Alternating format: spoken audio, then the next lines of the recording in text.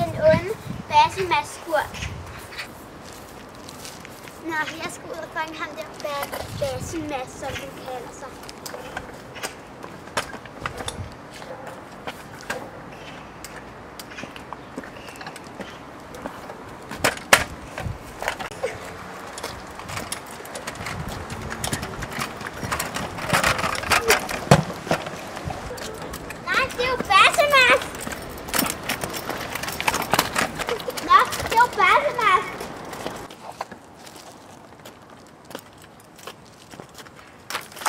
Og så smider du bare løbehjulet, og cykelhjelmen.